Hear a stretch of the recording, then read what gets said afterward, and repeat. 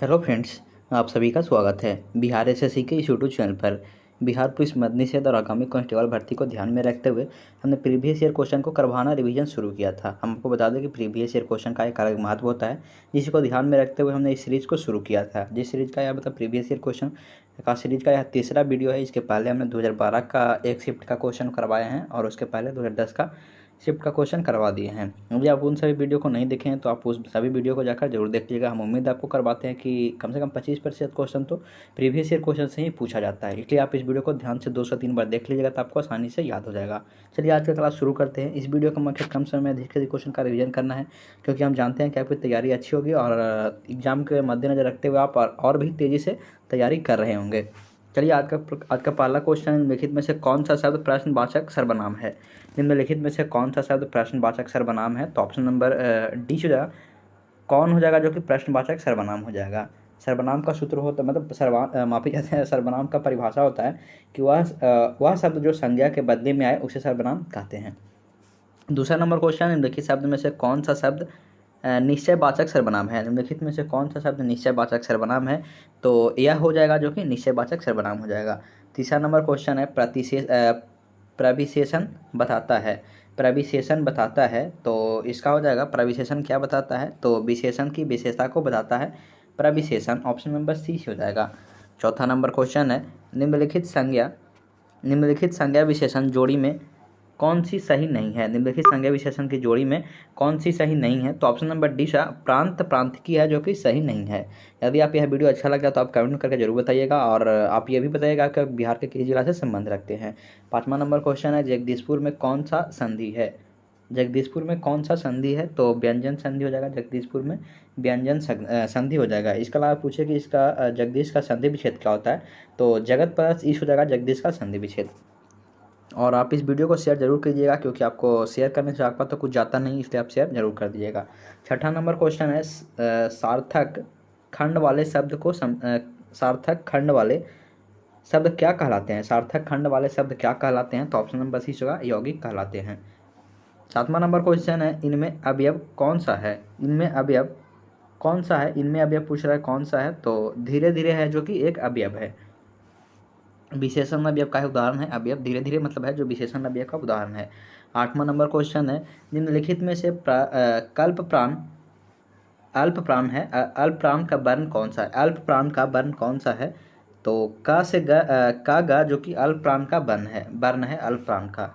नौवां number question है, इसमें व्यक्तिवाचक संज्ञा कौन सा है? इसमें व्यक्तिवाचक संज्ञा कौन सा है? तो मांडवी हो जाएगा जो कि व्यक्तिवाचक संज्ञा है। किसी व्यक्ति या स्थान का मतलब किसी व्यक्ति या वस्तु का स्थान का बोध करने वाली को संज्ञा जातिवाचक संज्ञा कहलाता है। 10वां नंबर क्वेश्चन है, निम्नलिखित में से कौन सा शब्द भाववाचक संज्ञा के अंतर्गत रखा गया है? निम्नलिखित में से कौन सा शब्द भाववाचक संज्ञा के अंतर्गत रखा गया है? तो ऑप्शन नंबर इसका सी जो हरियाली है जो कि भाववाचक संज्ञा के अंतर्गत रखा गया है। 11 नंबर क्वेश्चन है, निम्न में से कौन सा कोमल तलव्य ध्वनि कौन सी है? कोमल तलव्य ध्वनि कौन सी है? तो इसका हो जाएगा क, ख, ग और घ हो जाएगा जो कि कोमल तलव्य ध्वनि हो जाएगा। ऑप्शन नंबर बी से हो जाएगा इसका। 12 नंबर क्वेश्चन है, इंग्लिश का यहाँ से क्वेश्चन है 13 तक। आप इसको ध्यान से देखिएगा, खुद से एक बार कोशिश जरूर कीजिएगा।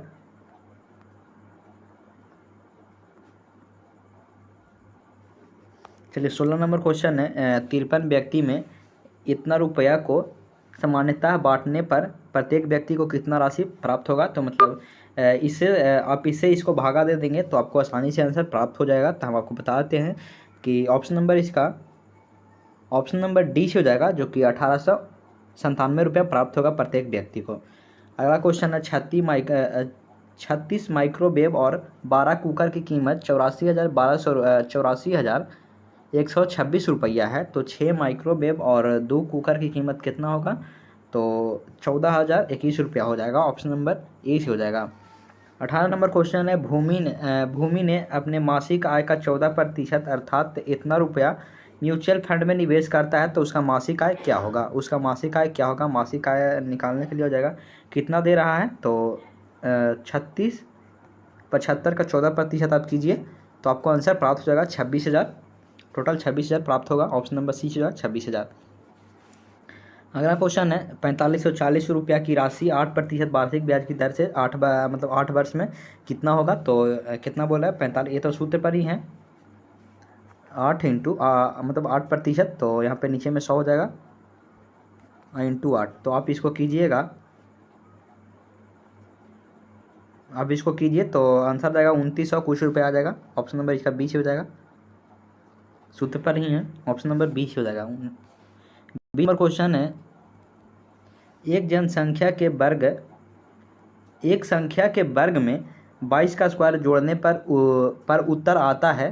तो 2333 यह संख्या क्या होगा। 2333, तो इसको मान कर बनाया जाएगा कि माना की संख्या 100 हो जाएगा और बता रहा है कितना जोड़ा जाए, प्लस 22 का स्क्वायर जोड़ा जाए तो कितना आता है 2333 आता है, 2333 आता है। तो यहाँ से आपको देखिए यहाँ पे x का स्क्वायर हो जाएगा और यहाँ पे 2333 है और यहाँ पे 22 का स्क्वायर कितना हो जाएगा तो 484 हो जाएगा। यहाँ पे प्लस में, यहाँ पे तो इधर माइनस में आ जाएगा। तो x बराबर कितना आ जाएगा, टोटल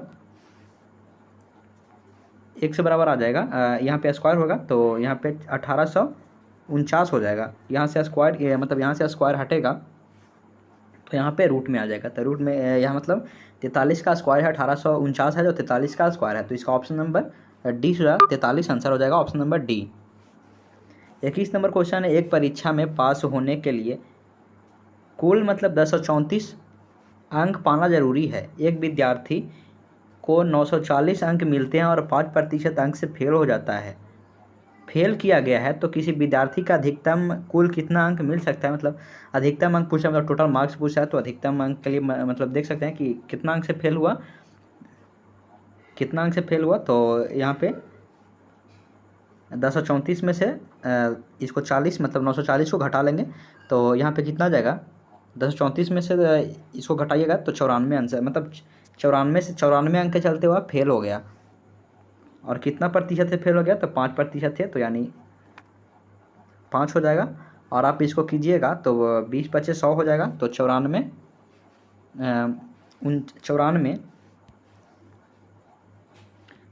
इंटू 20 कीजिएगा तो यहाँ पे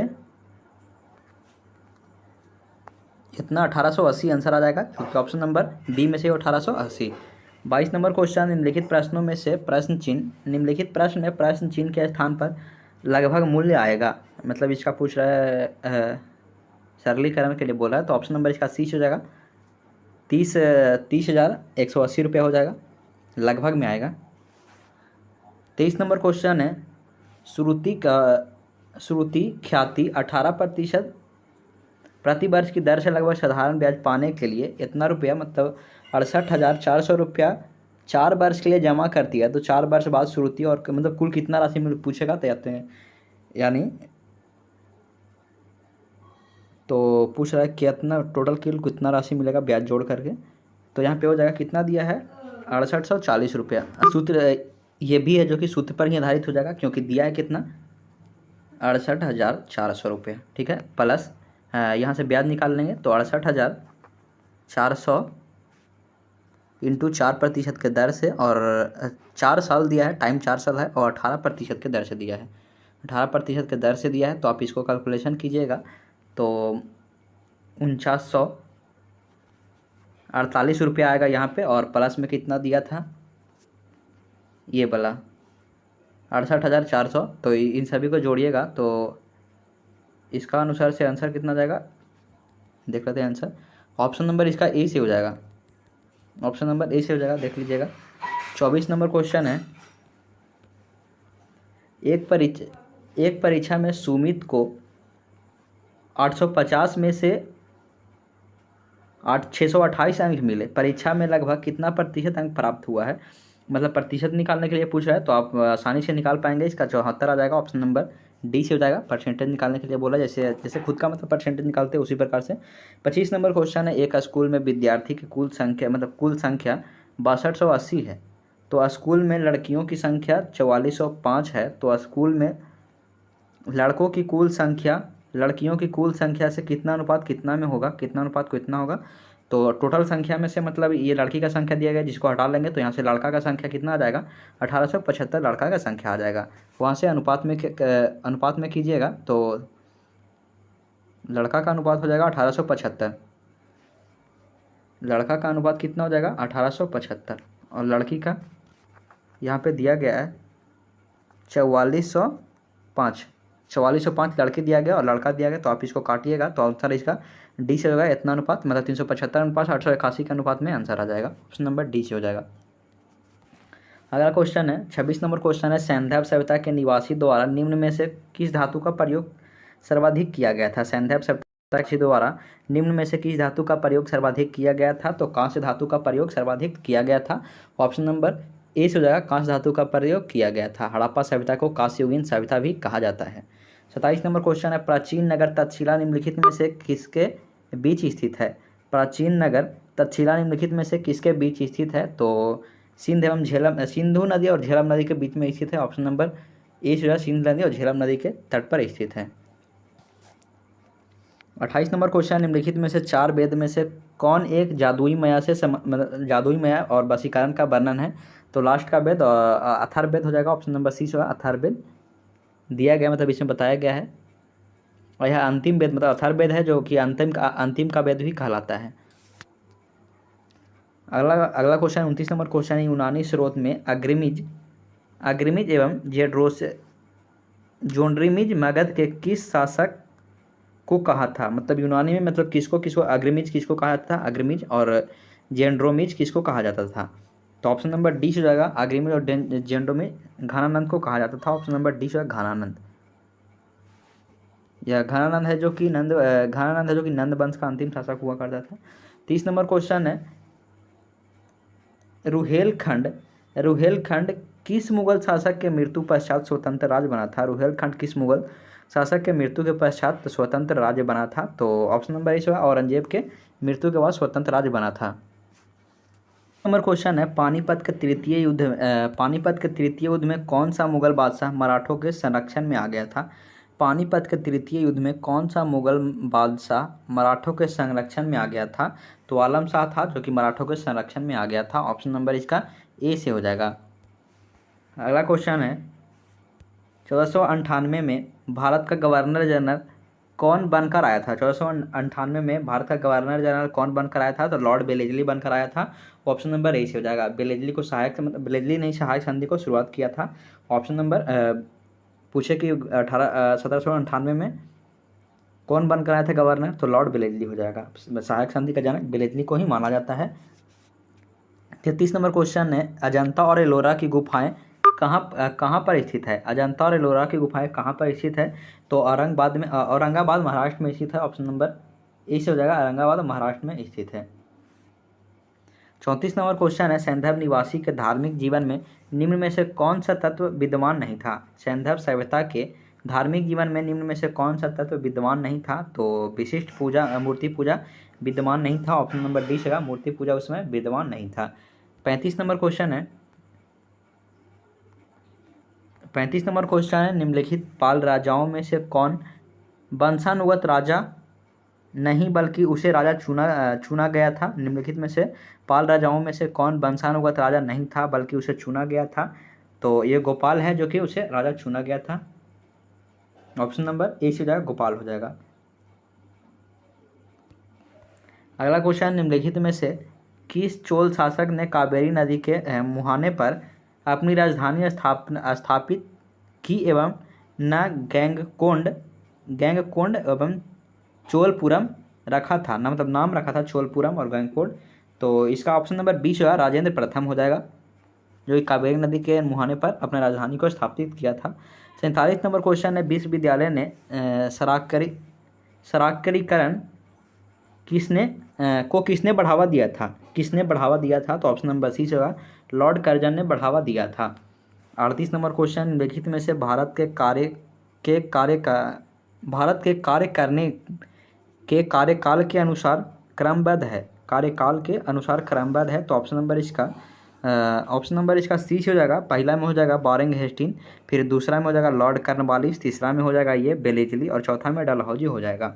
इसका कार्यकाल पूछे तो वारेन हेस्टिंग था, जो 1772 से 85 तक चला था।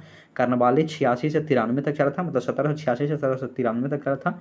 और ये लॉर्ड वेलेस्ली जो 1798 से 1805 तक चला था। और डलहौजी पूछे तो 1848 से 56 तक चला था इसका कार्यकाल। 39 नंबर क्वेश्चन 1916 का लखनऊ समझौता किसके बीच हुआ था? 1916 के लखनऊ समझौता किसके बीच हुआ था? तो ऑप्शन नंबर 20 हो जाएगा, अखिल भारतीय कांग्रेस एवं मुस्लिम लीग के बीच हुआ था। ऑप्शन नंबर 20 हो जाएगा। 40 नंबर क्वेश्चन है स्वदेशी आंदोलन का प्रारंभ कहाँ हुआ था? स्वदेशी आंदोलन का प्रारंभ कहाँ हुआ था? तो इसका ऑप्शन नंबर सी जगह बंगाल विभाजन के विरुद्ध छेड़े गए आंदोलन के समय में स्वदेशी आंदोलन का प्रारंभ हुआ था। ऑप्शन नंबर सी से हो जाएगा। 1916 में 19 ये वाला कौन सा क्वेश्चन था? 40 नंबर क्वेश्चन है, सही बात है। 1905 में मतलब बंगाल विभाजन ये स्वदेशी आंदोलन शुरू हुआ था 1905 में। 41 नंबर क्वेश्चन है निश्चित सीमा व निश्चित दिशा में तीव्र गति से बहने वाली जल राशि को कहते हैं। निश्चित सीमा व निश्चित दिशा में तीव्र गति से बहने वाले जल राशि को कहते हैं। तो धारा कहते हैं। ऑप्शन नंबर 20 धारा कहते हैं। 42 नंबर क्वेश्चन है किस नदी के खड़े पार्श्व वाली गहरी व संकीर्ण घाटी को कहते हैं? किसी नदी के खड़े पार्श्व वाली गहरी व संकीर्ण घाटी को क्या कहते हैं? तो महाझग कहते हैं। ऑप्शन नंबर सी जगह महाखंड उसको कहते हैं, महाखंड कहते हैं। यहाँ पे मतलब लिखा नहीं है, लेकिन फिर भी शायद महाखंड ही कहते हैं, शायद नहीं महाखंड ही इसको कहते हैं। इसके अलावा पूछे महासागर के गहरे गर्त में मतलब महासागर के गहरे स्थान को खाई कहा जाता है, मतलब पूछ रहे वो, मतलब हम आपको समझाना चाह रहे थे कि महासागर के गहरे स्थान को खाई या गर्त उसको कहते हैं। 43 नंबर क्वेश्चन है भूकंप की प्रबलता मापी जाती है। भूकंप की प्रबलता किस में मापी जाती है? तो रिएक्टर स्केल पर मापी जाती है। ऑप्शन नंबर डी हो जाएगा। भूकंप की प्रबलता किस पर मापी जाती है? तो रिएक्टर स्केल पर मापी जाती है। सिस्मोग्राफ है जो कि भूकंप को ग्राफ को दर्शाता है। 44 नंबर क्वेश्चन है सहारा में प्रवाहित होने वाली गर्म शुष्क पवन है। सहारा में प्रवाहित होने वाली गर्म शुष्क पवन है। तो ऑप्शन नंबर डी सिकौर हो जाएगा, सिरौक हो जाएगा, जो कि सहारा में प्रवाहित होने वाला गर्म शुष्क पवन हो जाएगा।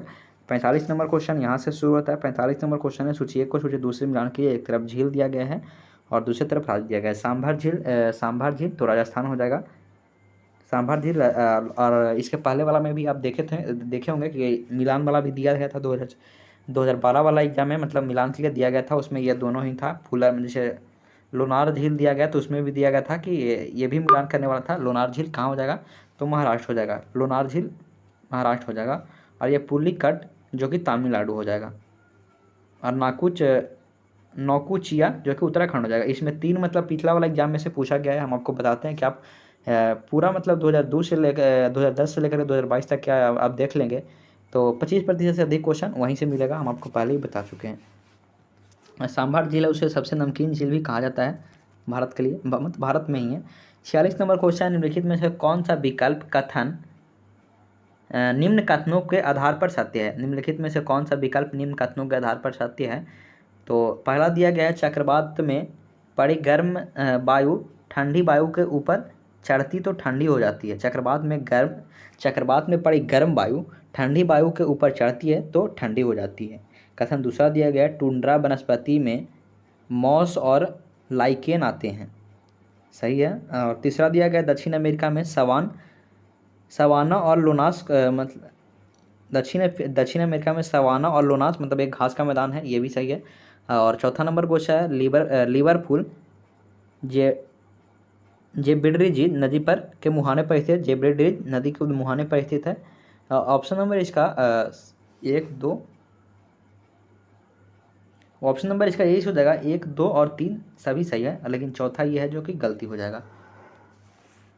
अगला क्वेश्चन है भारत के सबसे अधिक क्षमता वाले परमाणु ऊर्जा संयंत्र है। भारत में सबसे अधिक अधिकतम क्षमता वाले परमाणु संयंत्र है तो ये कुंडलकुलम हो जाएगा। ऑप्शन नंबर 20 है कुंडलकुलम हो जाएगा। यह पूछे कहाँ में है तो तमिलनाडु में है, नया ही बनाया गया है।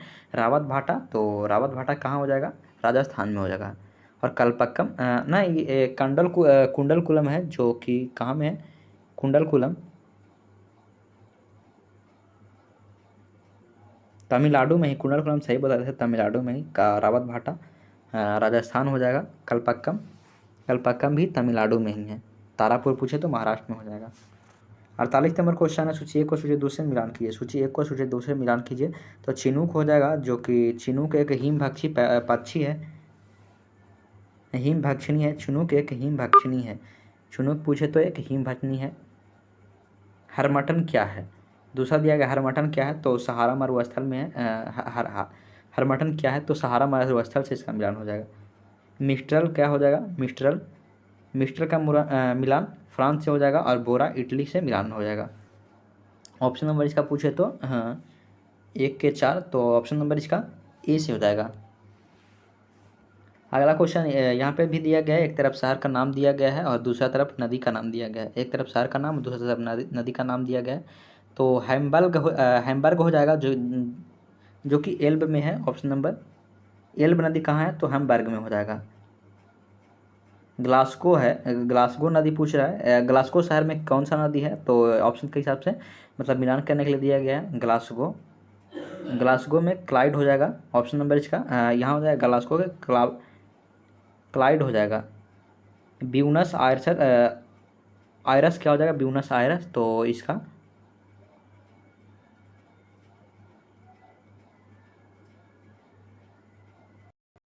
से हो जाएगा। और ये रॉटरडैम है जो कि न्यूमास से हो जाएगा। ऑप्शन नंबर इसका पूछे तो 1 का 4, तो 1 का 4 ऑप्शन नंबर सी में दिया गया है। ऑप्शन नंबर सी, 1 का 4 सी में और बी में भी दिया गया, तो बी का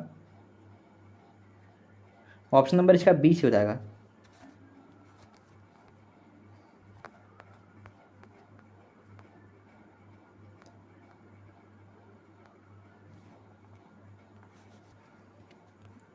पचास नंबर क्वेश्चन है, निम्नलिखित में से कौन सा हिमानी तथा उनके सुमेलित नहीं है? कौन सा हिमानी तथा उसका सुमेलित नहीं है, तो ऑप्शन नंबर इसका 20 हो जाएगा। ऑप्शन नंबर 20 हुआ जेमू, जो कि हिमाचल प्रदेश में है, जो कि सही मिलान नहीं है। इसके अलावा सभी सही मिलान किए गए हैं। 51 नंबर क्वेश्चन है, भूगर्भिक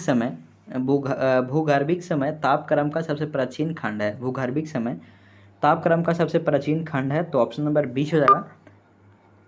आधकल्प सेल समूह हो जाएगा। आधकल्प सेल समूह हो जाएगा। 52 नंबर क्वेश्चन है, भारत में किस नदी का बेसिन क्षेत्र अधिक है? भारत में किस नदी का बेसिन क्षेत्र अधिक है, तो गंगा का बेसिन क्षेत्र अधिक है।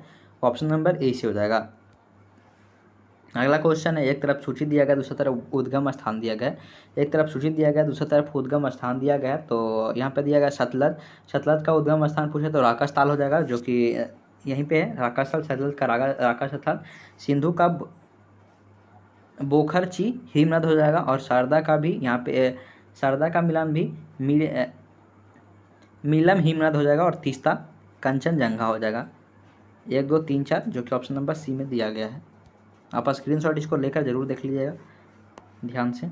अगला क्वेश्चन, निम्नलिखित हिमालय भारत के किस महत्वपूर्ण है, इसके महत्व है।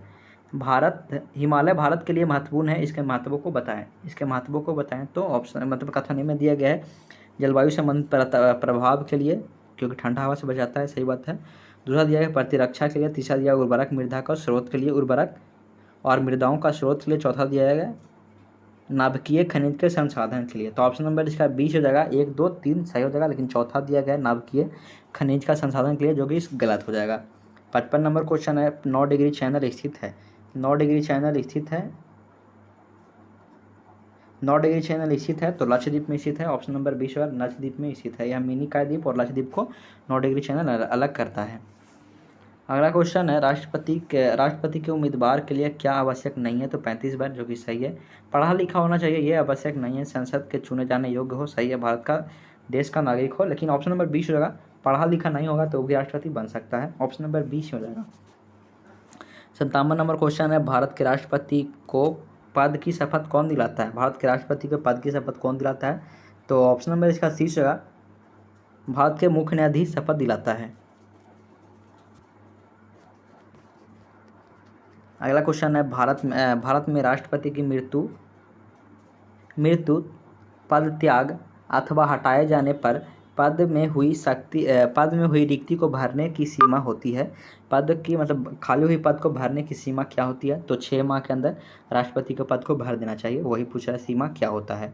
अगला क्वेश्चन है, आकस्मिक निधि को राष्ट्र कैसे व्यय कर सकता है? आकस्मिक निधि को राष्ट्र कैसे व्यय कर सकता है?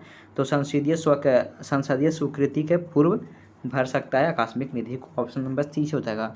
60 नंबर क्वेश्चन है, भारत में राष्ट्रपति के चुनाव संबंधी विवाद के मामलों को निम्नलिखित में से किसके पास भेजा जाता है? भारत के राष्ट्रपति के चुनाव संबंधी विवाद के मामले में निम्नलिखित में से किसको पास भेजा जाता है? तो उच्चतम न्यायालय के पास चुनाव संबंधी विवाद को भेजा जाता है। उपराष्ट्रपति के चुनाव संबंधी विवाद को उच्चतम न्यायालय के पास में भेजा जाता है। 61 नंबर क्वेश्चन है, भारत के किस राष्ट्रपति के पूर्व में लोकसभा अध्यक्ष पद पर भी संभाले हैं? मतलब पूछ रहा है कि राष्ट्रपति होने से पहले कौन लोकसभा का सभापति मतलब अध्यक्ष हुआ करता था, सभापति यानी अध्यक्ष हुआ करता था? तो नीलम संजीव रेड्डी हो जाएंगे, जो कि ऑप्शन नंबर सी में हो जाएगा। और ये निर्विरोध भी चुने गए थे। राष्ट्रपति बनने से पहले लोकसभा के अध्यक्ष हुआ करते थे नीलम संजीव रेड्डी। अगला क्वेश्चन है, राष्ट्रपति के विरुद्ध महाभियोग का आरोप लगाकर उसे हटाने का प्रस्ताव पारित होना चाहिए। राष्ट्रपति के विरुद्ध महाभियोग का आरोप लगाकर हटाने का प्रस्ताव पारित होना चाहिए किससे? तो ऑप्शन नंबर डी से संसद के दोनों सदनों के 2/3 बहुमत से आरोप को मतलब पारित होना चाहिए। ऑप्शन नंबर डी से हो जाएगा, संसद के दोनों सदनों के 2/3 बहुमत से प्राप्त होना चाहिए। 63 नंबर क्वेश्चन है, भारत का राष्ट्रपति त्यागपत्र भारत का राष्ट्रपति किसको संबोधित करके अपना त्यागपत्र लिखेंगे? तो उपराष्ट्रपति को अपना त्यागपत्र लिख करके देंगे। ऑप्शन नंबर बी से हो जाएगा, उपराष्ट्रपति को त्यागपत्र दे सकते हैं। राज्यपाल किसे सौंपता है? तो राष्ट्रपति को अपना त्यागपत्र सौंपता है। अगला क्वेश्चन, उपराष्ट्रपति कब राष्ट्रपति पद का ग्रहण कर लेता है? उपराष्ट्रपति कब राष्ट्रपति पद का ग्रहण कर लेता है? तो राष्ट्रपति की मृत्यु के समय सही हो जाएगा, अभी उपयुक्त स्थिति में हो जाएगा। ऑप्शन नंबर डी होगा, उपयुक्त सभी स्थिति में ग्रहण कर सकता है। 65 नंबर क्वेश्चन है, भारत के राष्ट्रपति और उपराष्ट्रपति की अनुपस्थिति में निम्नलिखित में से कौन सा पदाधिकारी राष्ट्रपति के रूप में कार्य करता है? राष्ट्रपति के रूप में कार्य करता है, उच्चतम न्यायालय के प्रधान न्यायाधीश यानी मुख्य न्यायाधीश काम कर सकता है राष्ट्रपति और उपराष्ट्रपति की अनुपस्थिति में। 66 नंबर क्वेश्चन है, भारत के प्रधानमंत्री का पद है। भारत के प्रधानमंत्री का पद है तो संविधान द्वारा सृजित है, मतलब संवैधानिक पद है। ऑप्शन नंबर सी हो जाएगा, भारत का प्रधानमंत्री संवैधानिक पद है।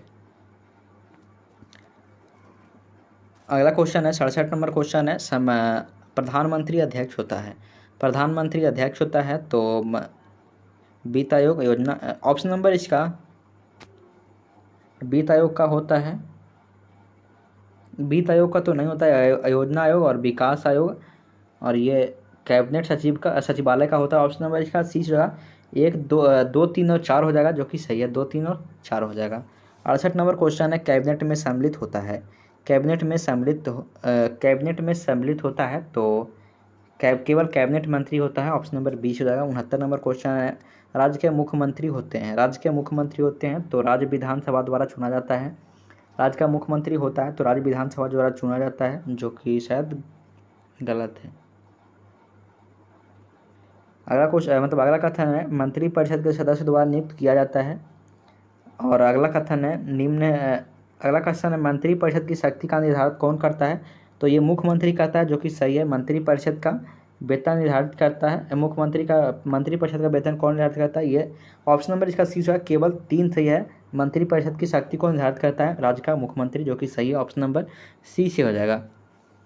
70 नंबर क्वेश्चन है, निम्नलिखित में से किस एक को छोड़कर राष्ट्रपति को अपने पद से हटा सकता है? निम्नलिखित में से किसी एक को छोड़कर राष्ट्रपति को अपने पद से हटा सकता है? तो मंत्रिपरिषद है, जो कि जिसको छोड़कर राष्ट्रपति को मतलब ये सभी हटा सकता है। भारत का महान्यायवादी मतलब मंत्री को मतलब छोड़कर बाकी इन सभी पदों को राष्ट्रपति हटा सकता है अपने अनुसार से। 71 नंबर क्वेश्चन, निम्नलिखित में से किस द्रव का घनत्व सबसे कम है? निम्नलिखित में से किस द्रव का घनत्व सबसे कम है? तो पेट्रोल का घनत्व सबसे कम होगा, क्योंकि यह मतलब दूसरे पानी पर तैरने लगता है। यहाँ पे मतलब जो उपयुक्त दिया गया है मतलब तीनों ऑप्शन में से, जिसमें सबसे घनत्व पेट्रोल का ही हो जाएगा। ऑप्शन नंबर सी से हो जाएगा। तापमान पैदा करने के लिए निम्न में से किस सिद्धांत का प्रयोग किया जाता है? तो अति चालकता सिद्धांत का प्रयोग किया जाता है। ऑप्शन नंबर ए से हो जाएगा। 73 नंबर क्वेश्चन है, प्रकाश विद्युत सेल बदलता है तो प्रकाश ऊर्जा को वैद्युत ऊर्जा में बदलता है। ऑप्शन नंबर डी से हो जाएगा, प्रकाश ऊर्जा को वैद्युत ऊर्जा में बदलता है। 74 नंबर क्वेश्चन है, भिन्न भिन्न द्रव्यमान के 2 पत्थर को एक भवन के शिखर से गिराया जाता है, एक साथ गिराया जाता है तो जमीन पर दोनों एक साथ ही पहुंचेंगे। ऑप्शन नंबर सी होगा, दोनों एक साथ ही पहुंचेंगे। 75 नंबर क्वेश्चन है, पल्सर होता है पल्सर होता है तो तेज गति से घूमने वाला तारा होता है पल्सर, और ये लाल दानव से मतलब बड़ा होता है, उसे पल्सर बनता है। 76 नंबर क्वेश्चन है, विद्युत उपकरण में प्रयुक्त सुरक्षा फ्यूज तार किसकी बनी होती है? तो मतलब बनी होती है, निम्न गलनांक कम होता है उसका, बना होता है। ऑप्शन नंबर 20 गलनांक कम होता है। 77 नंबर क्वेश्चन, निम्नलिखित कण में से गतिज ऊर्जा के मध्य चल रहे हैं। निम्नलिखित कण में से गतिज ऊर्जा के मध्य चल रहे हैं, निम्नलिखित कण में से गतिज ऊर्जा के मध्य चल रहे हैं, तो अल्फा कण है जो गतिज ऊर्जा के मध्य में चल रहे हैं। ऑप्शन नंबर डी से हो जाएगा। 78 नंबर क्वेश्चन है, पारसेक इकाई है तो दूरी की सबसे पारसेक क्या है? तो पारसेक खगोलीय दूरी की इकाई है। ऑप्शन नंबर 20 है, पारसेक खगोलीय दूरी की इकाई है। पूछे एक प्रकाश वर्ष में कितना होता है? तो 9.46 में 10 के पावर 15 मीटर होता है। और एक प्रकाश मतलब एक पारसेक कितने प्रकाश वर्ष के बराबर होता है? तो 3.26 प्रकाश वर्ष के बराबर होता है। समय का मात्रक सेकंड हो जाएगा। अगला क्वेश्चन है, निम्नलिखित में से कौन सी राशि अदिश है? निम्नलिखित में से कौन सी राशि अदिश है? तो कार्य है जो कि अदिश हो जाएगा, कार्य अदिश राशि है।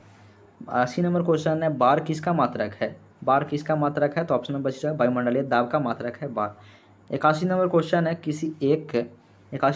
है, किसी पात्र में एक दाब तथा ताप पर दो गैस ए तथा बी के समान आयतन के प्रसरण के समय 4:1 के अनुपात में है, तो गैस के ए तथा बी के अनुभार परस्पर अनुपात निम्नलिखित में से क्या होगा? अनुपात पूछा है, निम्नलिखित में से क्या होगा? तो 1:16 में हो जाएगा। ऑप्शन नंबर डी जो है 1:16 में हो जाएगा।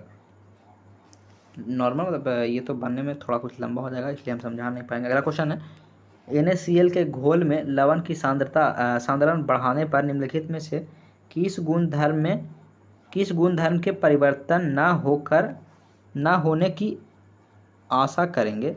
NaCl के घोल में लवण की सांद्रण बढ़ाने पर निम्नलिखित में से किस गुणधर्म के परिवर्तन न होने की आशा करेंगे? किस गुणधर्म की परिवर्तन न होने की आशा करेंगे? तो अपवर्तनांक परिवर्तन न होने की आशा करेंगे। हैलोजन की इलेक्ट्रॉन बंधुता निम्नलिखित में क्रम में से है। हाइड्रोजन की इलेक्ट्रॉन बंधुता निम्नलिखित क्रम में से है, तो ऑप्शन नंबर इसका इस क्लोरीन, फ्लोरीन, ब्रोमीन और आयोडीन हो जाएगा। 84 नंबर क्वेश्चन है, यदि किसी तत्व का परमाणु क्रमांक 10 है तथा परमाणु भार 20 है, तो उसके नाभिक में न्यूट्रॉन और प्रोटॉन की संख्या क्या होगा? नाभिक में न्यूट्रॉन और प्रोटॉन की संख्या क्या होगा? तो 10:10 में हो जाएगा। न्यूट्रॉन और प्रोटॉन 10:10 में हो जाएगा, मतलब 10 न्यूट्रॉन होगा, 10 प्रोटॉन होगा। 85 नंबर क्वेश्चन ऊपर में है। 85 नंबर क्वेश्चन है, रंगीन पदार्थ पर सल्फर डाइऑक्साइड के विरंजक का कारण है। रंगीन पदार्थ पर सल्फर डाइऑक्साइड का विरंजक रंगीन पदार्थ का सल्फर डाइऑक्साइड से विरंजन का कारण है, सल्फर डाइऑक्साइड के विरंजन से कारण है, तो ऑप्शन नंबर डी जो है अब चयन हो जाएगा। 86 नंबर क्वेश्चन है, आघात वर्ध तथा तन्य तत्व है। आघात वर्ध तथा तन्य तत्व होता है। आघात वर्ध तथा तन्य तत्व होता है, तन्य तत्व है मतलब दिया गया तो अल्युमिनियम हो जाएगा, आघात वर्ध और तन्य हो जाएगा, क्योंकि इसको पतला पतला घिंचा जा सकता है। सबसे आघात वर्ध और तन्य हो जाएगा, तो ये हो जाएगा सोना हो जाएगा। अगला क्वेश्चन है, सहसंयोजी ऊतक प्रायः किसमें विलय होते हैं? सहसंयोजी ऊतक प्रायः किसमें विलय होते हैं? तो कार्बनिक विलयन में विलय होते हैं। सहसंयोजी यौगिक प्रायः किसमें विलय होते हैं? तो कार्बनिक विलयन में विलायक में विलयन मतलब विलय हो जाते हैं। ऑप्शन नंबर डी से होगा। अगला क्वेश्चन है, सोडा लाइम एक बोतल के गर्दन पे पड़ा है। सोडा लाइम एक बोतल को गर्दन से पड़ा है और उसका ऊर्ध्वाधर वृत्त में तेजी से घुमाया गया है, तो बोतल के किस भाग के निकट बुलबुला एकत्रित होगा? बोतल के किस भाग के निकट बुलबुला मतलब एकत्रित होगा? तो गर्दन के निकट में एकत्रित होगा। ऑप्शन नंबर सी हो जाएगा। अगला क्वेश्चन है, कार्बन मोनोऑक्साइड एक अज्वलनशील गैस है। कार्बन मोनोऑक्साइड एक अज्वलनशील गैस है, निम्न में से कौन सा गैस है कि पूछा है कौन सा गैस ज्वलनशील गैस पूछ रहा है, तो ऑप्शन नंबर डी हाइड्रोजन हो जाएगा, जो कि ज्वलनशील गैस हो जाएगा। ऑप्शन नंबर डी हाइड्रोजन ज्वलनशील गैस हो जाएगा। इसे मतलब भविष्य का तत्व भी कहते हैं। हाइड्रोजन को भविष्य का ईंधन भी कहते हैं, इसे हवाला तत्व भी कहा जाता है। 90 नंबर क्वेश्चन है, वायवीय श्वसन प्रक्रिया को होनी चाहिए। वायवीय श्वसन प्रक्रिया को होनी चाहिए तो ऑक्सीजन होना चाहिए। वायवीय श्वसन प्रक्रिया में होना चाहिए तो ऑक्सीजन होना चाहिए। 91 नंबर क्वेश्चन है, कोशिका में निम्नलिखित में से कौन सी पाचन थैली है? कोशिका में निम्नलिखित में से कौन सी पाचन थैली है? तो लाइसोसोम हो जाएगा, जो कि पाचन थैली है कोशिका में। 92 नंबर क्वेश्चन है, ऑस्टियोसाइट में पाया जाता है। ऑस्टियोसाइट में पाया जाता है तो अस्थियां पाया जाता है। ऑस्टियोसाइट पाया जाता है मतलब अस्थियां में पाया जाता है। ऑप्शन नंबर ए से होगा, अस्थियां में पाया जाता है। अस्थियां एक कठोर एवं मजबूत संयोजी ऊतक हो जाएगा। अस्थियां क्या है? तो संयोजी ऊतक है। 93 नंबर क्वेश्चन है, एलोसोम। एलोसोम होता है, एलोसोम होता है तो ऑप्शन नंबर डी होगा, लिंग गुणसूत्र होता है। एलोसोम लिंग गुणसूत्र होता है। 94 नंबर क्वेश्चन है, चेचक होने का कारण है। 94 नंबर क्वेश्चन है, चेचक होने का कारण है तो बेरियोला वायरस हो जाएगा। और इसके अलावा पूछे कि हाँ, चेचक होने का कारण पूछे बेरियोला वायरस हो जाएगा। आरक्ता निम्नलिखित में से किसकी मात्रा कम मतलब हो जाती है? तो होता है आरक्ता। किसकी मात्रा कम हो जाने से होता है? तो हीमोग्लोबिन की कम मात्रा हो जाने से आरक्ता होता है। ग्लोबिन लोहयुक्त मतलब लोहायुक्त प्रोटीन है। ग्लोबिन एक मतलब है जो लोहयुक्त प्रोटीन है। 96 नंबर क्वेश्चन, निम्नलिखित में से कौन सा रोग वायु के मध्य से फैलता है? निम्नलिखित में से कौन सा रोग वायु के मध्य से फैलता है? तो प्लेग रोग हो जाएगा, जो कि वायु के मध्य से फैलता है।